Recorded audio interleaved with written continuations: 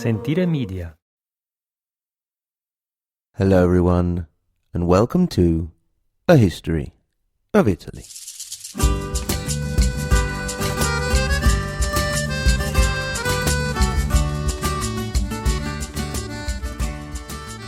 Episode 38, Gregory VII and Marriage Counselling.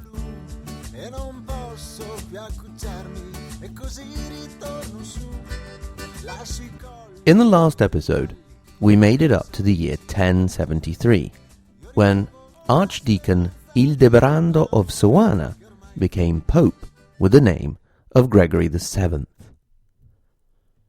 Now, Ildebrando was not just some random Tuscan monk walking by whom was grabbed and had the papal tiara shoved on his head. Not at all.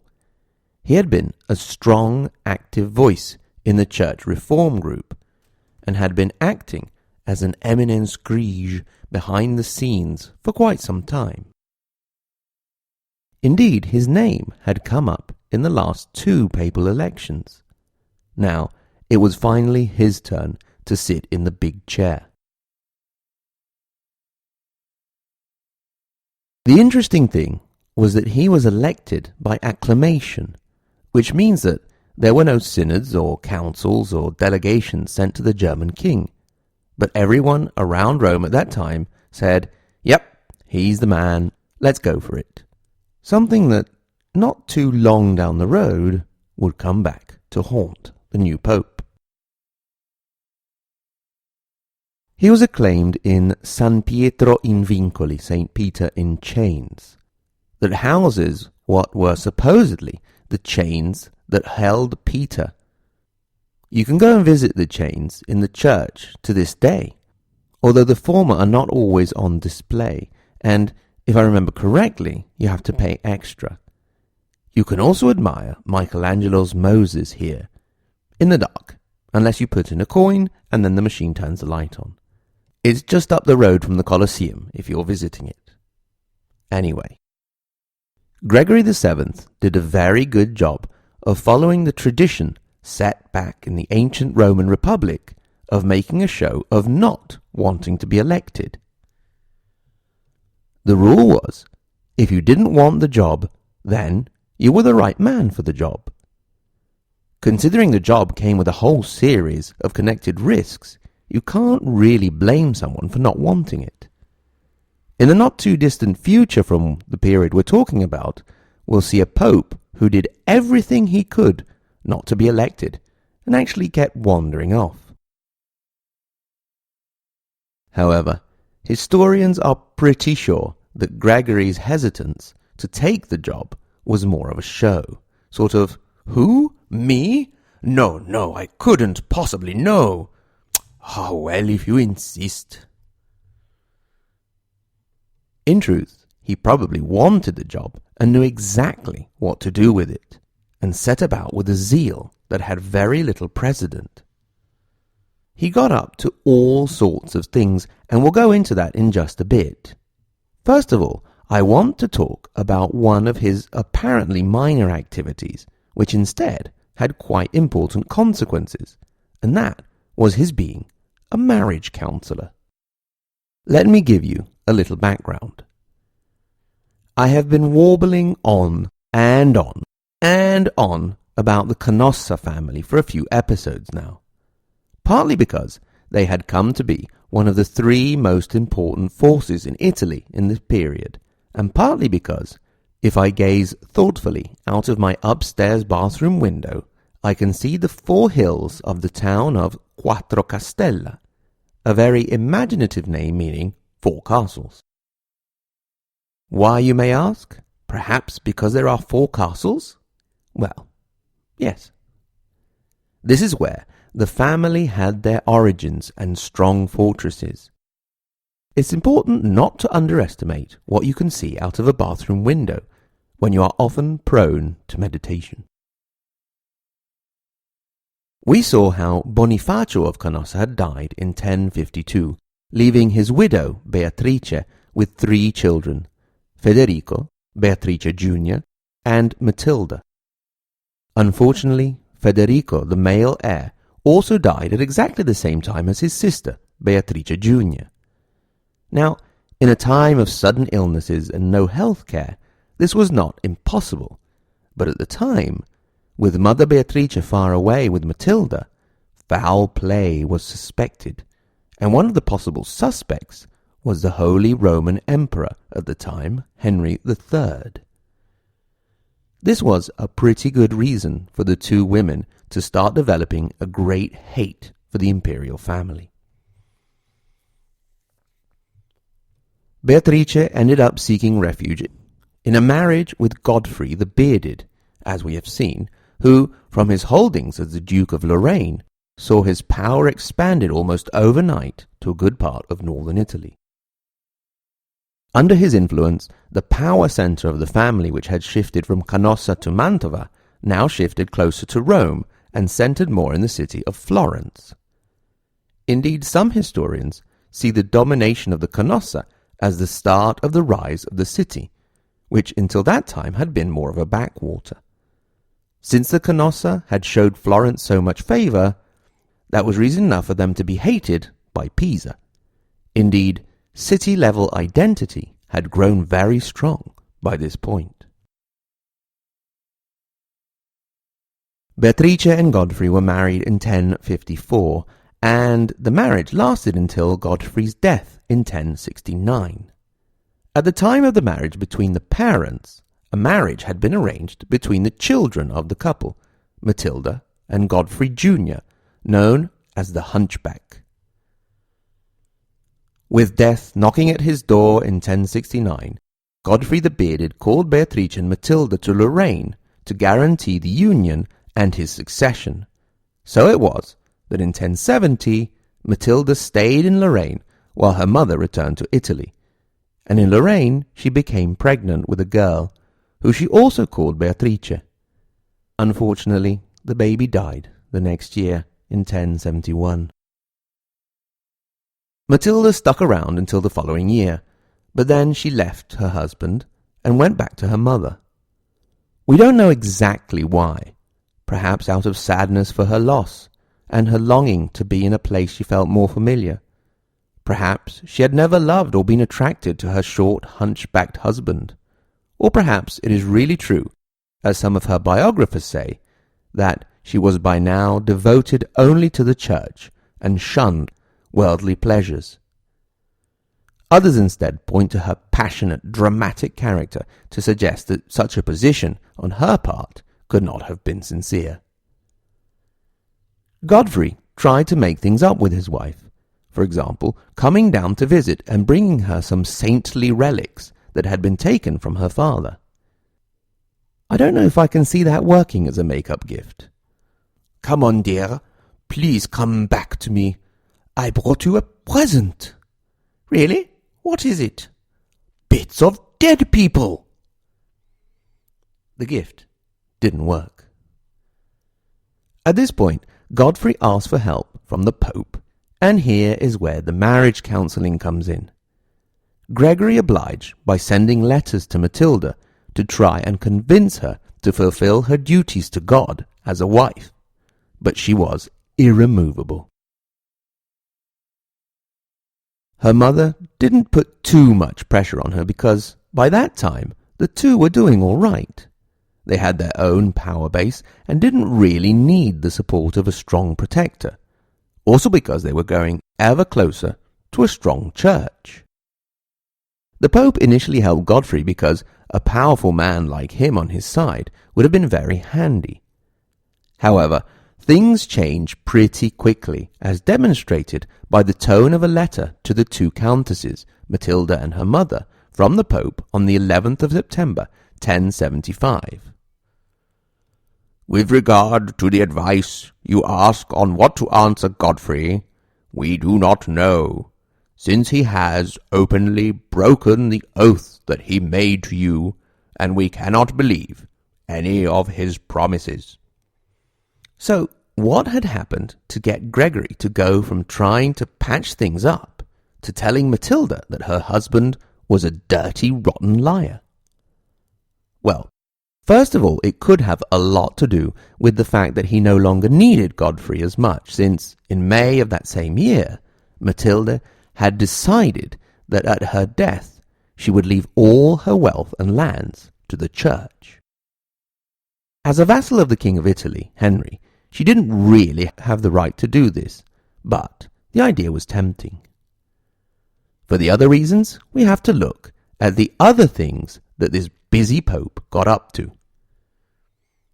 Starting almost immediately after his election in 1073, Pope Gregory VII held a series of synods and councils, announcing and decreeing and excommunicating left, right, and centre. In this time, he determined the following, just to name a few things: that only the Pope could be called universal, that only he could depose and rehabilitate bishops, that his legate had precedence over all others in the council, including those of higher rank, whom the legate could also depose. Only the Pope could use the imperial insignia. All princes had to kiss the Pope's foot. Only the Pope's name could be invoked in church. The Pope could depose emperors. No decision of the Pope could be revoked, and only he could revoke those made by others. The Church of Rome had never erred and would never do so. The Pope could relieve the subjects of princes from their obligation to said prince. As you can see, he wasn't messing around at all. To this he added the application of celibacy for the clergy and the condemnation of simony. Nothing new in words, but now Gregory was taking steps so that measures against these practices were really enforced, such as deposing the guilty parties. Some historians have said that Pope Gregory VII was the Robespierre of the 11th century reform. The declarations and actions of the energetic Pope hit both religious and lay people alike. He went so far as to censor 5 princes of the imperial royal family and threatened to excommunicate King Philip of France. Down in southern Italy, Robert Guiscard the Norman was hit with no less than anathema, which you could compare to an excommunication plus a curse.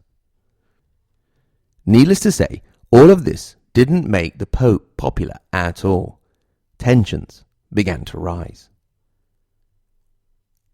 The first real danger came to the Pope on Christmas Eve of 1075, when he was attacked while saying Mass. The attacker was one Cencio, son of the prefect of Rome, Stefano, but whether he was acting on his own or upon instigation is not known. One possible instigating group were the married clergymen of the city, who were not happy about giving up their wives. But by now, many people would have been happy to see the meddlesome Pope out of the picture. Like any good extremist, Gregory was not deterred. It was only a matter of time before the Pope also had the King of Germany and Emperor-elect Henry IV in his sights. By this time, Henry had been in full control of his reign for almost a decade at the age of 25, and was getting round to consolidating it. One particular bone of contention with the Pope was when the king intervened in the election of the new Bishop of Milan. The city, which was growing in size and importance, had recently seen a series of popular uprisings against married clergy called the Pattaria, an event which had significant meaning in the whole reform movement. Gregory did not want to seek an open clash with the emperor-elect, and so he sent him a secret letter, warning him of the consequences if he continued to intervene in what the pontiff considered to be exclusively church matters, especially inside Italy. This was what Henry had been waiting for. He made the letter public to his bishops and princes, already annoyed about the risk of losing their lucrative positions and power of investitures. You will remember that investiture means the right to make a bishop, so granting them the lands and power connected to a certain church property. They were enraged. A synod and diet was called in Worms, I say Worms so you don't say worms, on the 24th of January 1076, in which the Pope was accused, among other things, of having been elected irregularly and of having romantic involvement with Matilde of Canossa. The letter that was sent to Gregory to inform him was sent from Henry, king not by usurpation, but by the will of God, to Hildebrand, not pope, but false monk. When the letter arrived in Rome, it was read in front of the convened bishops and clergymen who very religiously wanted to lynch the poor messenger. The man survived thanks to Pope Gregory himself. However, the Pope lost no time in excommunicating Henry. What's more, he deposed him as king and relieved all Christians from their oaths of allegiance to him. This meant that any German noble who, for any reason, was not entirely happy with Henry's rule was free to do as they saw fit. What came to be known as the investiture controversy had definitively begun. Next time, we'll see how the clash between Henry and Gregory unfolded, and see a dramatic turn in the soap opera of the marriage between Matilde and Godfrey. For now, thanks very much to everyone for listening. Thanks, as always, to my wonderful Patreon supporters, the Anita and Giuseppe Garibaldi level, Preston, Roberta, Sean, and Jeff. The Matilde di Canossa and Mazzini level supporter, Benjamin. The Margherita Hack and Galileo Galilei level supporters, Chris, Stephen, Vincent, Jay, Shelby, Caitlin, Ben, and Dean, and to our top level supporter, the Maria Montessori and Dante Alighieri level, Sen. Remember that you can get in touch, hello@ahistoryofitaly.com. I really invite you to do so, as the first birthday of A History of Italy is coming up, and I was thinking of doing, among other things, a little question and answer session. So if you have anything you'd like to know, go ahead and write in, or just do so with comments, or just to say hello, why not? You can also go to our website, ahistoryofitaly.com, where you can click through to our social media, Facebook and Twitter, and you can consult maps and timelines to help navigate our country's complicated history. Thanks again to everyone for listening.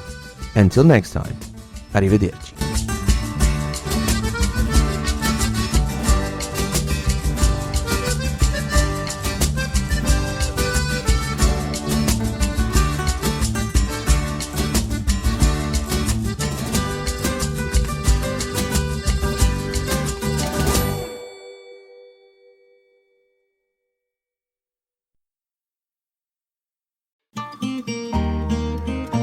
Sentire Media. Hey, podcast producers and show hosts. Do you want to join a podcast network that celebrates all things Italian? At Sentire Media, we understand the allure of Italy and its unique culture. Our devoted team of hosts and producers are all driven by their shared passion for Italy. And we work tirelessly to create the best lifestyle podcasts and content that will whisk you away to the very heart of Italy. With us, you can savor the mouth-watering flavors, get lost in the stories from the past, break down the cultural barriers, and truly immerse yourself in the vibrant traditions of this intoxicating country. If you have a great podcast idea or are already in production and would like to join Sentire Media, head over to sentiremedia.com, that's SENTIRE media.com, and find out how to submit your show.